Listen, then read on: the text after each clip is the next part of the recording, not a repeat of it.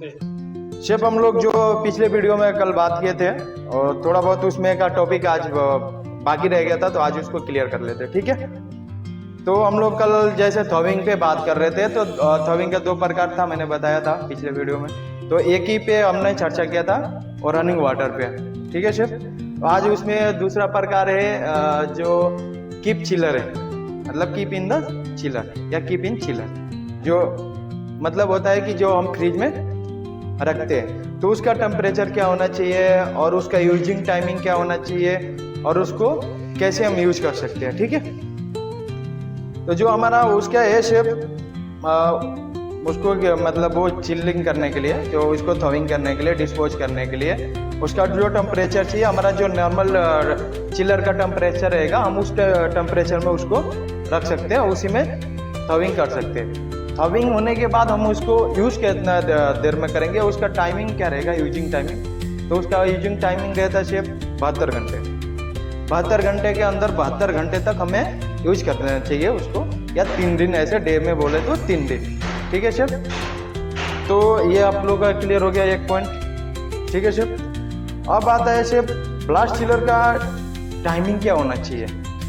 जैसे बोलिए सर, कुछ पॉइंट था आपका भी, ठीक। जैसे ब्लास्ट चिलर का टाइमिंग क्या होना चाहिए, टोटल टाइमिंग, है ना, 90 मिनट कम से कम, ठीक है शेफ। तो अभी बहुत सारा इसमें टॉपिक है, जो थोड़ा बहुत है तो उसको आज क्लियर ही कर लेते हैं बात करके, ठीक है। नेक्स्ट टाइमिंग है रिसीविंग टू स्टोर। मान लीजिए हम फ्रोजन आइटम रिसीव कर रहे हैं, तो कितने डिग्री पे रिसीव करना चाहिए और कितने देर के अंदर हमको उसको स्टोर करना चाहिए या रेफ्रिजर करना चाहिए, ठीक है शेफ।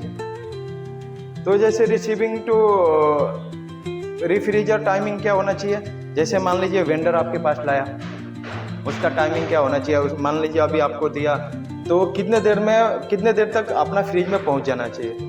जैसे वेंडर ने ला के दिया, तो हमारा टाइमिंग होता है, अगर फ्रोजन आइटम है तो 15 मिनट के अंदर हम उसको फ्रिज में डाल देंगे। उसके बाद रहा रिसीविंग आइटम, जो है उसका जब हम रिसीव करेंगे तो उसका हम जाहिर सी बात है हम डिग्री टेम्परेचर उसका चेक करेंगे कि कितने डिग्री है, ठीक है। उसका टेम्परेचर नहीं चेक करेंगे तो कैसे भी माल लेके तो फ्रिज में नहीं डाल सकते, कि कोई भी चीज़ तो हम फ्रिज में नहीं डाल सकते ऐसे ना, है ना। तो वो फ्रिज में डालने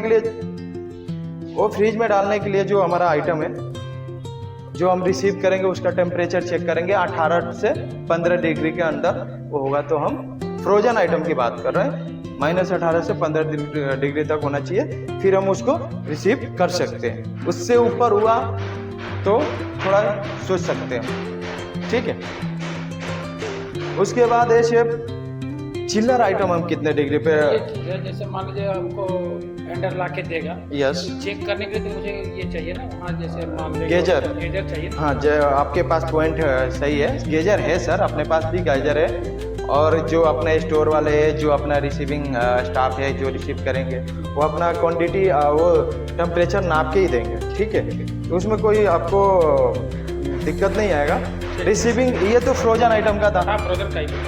और रिसीविंग अब चिलर का होता है, जो चिलर आइटम है, जैसे दही है, पनीर है, इसको हम कितने डिग्री पे रिसीव करेंगे और कितने देर में उसको हम फ्रिज में पहुंचा सकते हैं। तो उसका जो रिसीविंग टाइमिंग है उसका जो रिसीविंग टेम्परेचर है 0 से 8 डिग्री का। 0 से 8 डिग्री उसमें टेम्परेचर हम कर सकते हैं, रिसीव कर सकते हैं। उससे एबव हुआ तो हमारे लिए वो थोड़ा सा अनकंफर्टेबल चीज़ें हो जाएगा, ठीक है शेफ।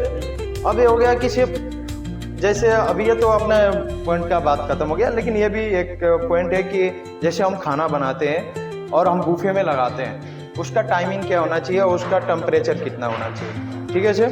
तो वो भी बहुत मैटर रखता है एक बूफे के लिए, एक होटल के लिए, एक शेफ के लिए, वो नॉलेज रखना बहुत ज़रूरी होता है, ठीक है शेफ। तो हम बूफे में जब सर्व करते हैं, उसका टेम्परेचर कम से कम अपना 60 डिग्री होना चाहिए, उसका टाइमिंग 4 घंटे। 4 घंटे के बाद या तो हम रीहीट करें, रीहीट तो कर नहीं सकते, ज़्यादातर रीहीट होता नहीं है बूफे वाला आइटम, या तो आउट होता है, दूसरा कुछ कह ही नहीं सकते, ठीक है। तो रीहीट का तो क्वेश्चन नहीं आया उसमें, मतलब रीहीट का बात ही नहीं है कि रीहीट कर सकते हो, ठीक है शेफ। और 4 घंटे तक हम उसको यूज कर सकते हैं। ठीक है सर।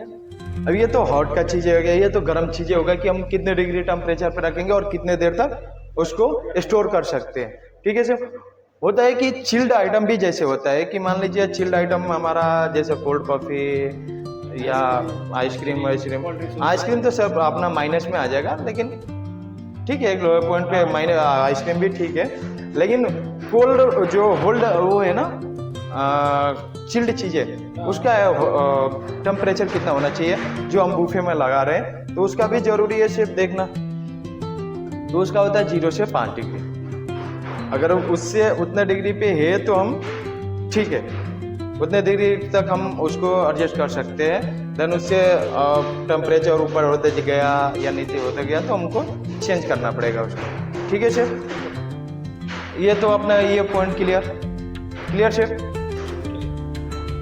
दूसरा बात है शेफ, और हम जो अभी रूम में है उसका रूम टेम्परेचर क्या होना चाहिए। जैसे कोई चीज होता है कि हम रूम टेम्परेचर पे भी रखते हैं कोई क्या बहुत चीजें गर्मी के टाइम पे नहीं सर, नॉर्मल जो चीजें अभी तो हमारे पास रूम टेम्परेचर नहीं होगा सर। रूम टेम्परेचर अपना जो होता है शेफ 22 से 25 डिग्री कम से कम होना चाहिए। तो सर गर्मी में नहीं हो पाएगा। हाँ अभी क्या अभी रूम टेम्परेचर आपका 36 से 40 डिग्री अबव में रहेगा। हाँ परफेक्ट है। डेंजर जोन किसको बोलते हैं शेफ? डेंजर जोन किसको बोलते हैं? डेंजर जोन का हाँ तो डेंजर जोन का टेम्परेचर क्या होना चाहिए अपना? कितने टेम्परेचर होता है? बहुत वेरी डेंजर मतलब डेंजर जोन में आप आओ तो 37 डिग्री वो है। यस 37 डिग्री तक आया तो आपका डेंजर जोन है, उसको खा नहीं सकते।